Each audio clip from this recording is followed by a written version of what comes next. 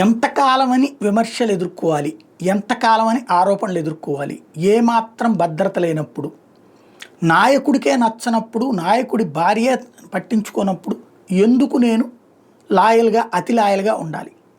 ఇప్పటికీ లాయల్గా ఉంటున్నా నన్ను వెంటాడుతున్నారు. ఇది విజయసాయిరెడ్డి మనోవ్యధ. తను పెట్టించినటువంటి సాక్షిలోనే తనకి వ్యతిరేకంగా కథనాలు వస్తున్నాయన్నది మరొక ఆగ్రహం.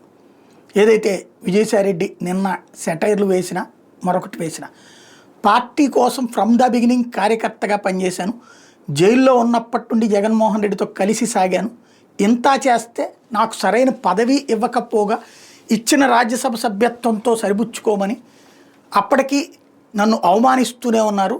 కోటరీగా ఉన్నటువంటి వాళ్ళు అవమానిస్తుంటే అవమానించకుండా నన్ను కాపాడాల్సినటువంటి నాయకుడే అవతల వాళ్ళ మాటలు విని నన్ను పక్కన పెట్టినప్పుడు నేనెందుకు తగ్గాలి, ఎందుకు ఆగాలి అన్నటువంటిదే ఇప్పుడు విజయసాయిరెడ్డి ప్రశ్న, కోపం, తిరుగుబాటు వెనకాల ఉన్న ఉద్దేశం. మరి సమన్వయం చేసుకునే పరిస్థితుల్లో వైఎస్ఆర్ కాంగ్రెస్ పార్టీ ఉంటే రఘురామకృష్ణరాజుతోనే సమన్వయం చేసుకునేవాళ్ళు. ఇప్పుడు విజయసాయిరెడ్డితో సమన్వయం ఏముంటుంది చూడాలి.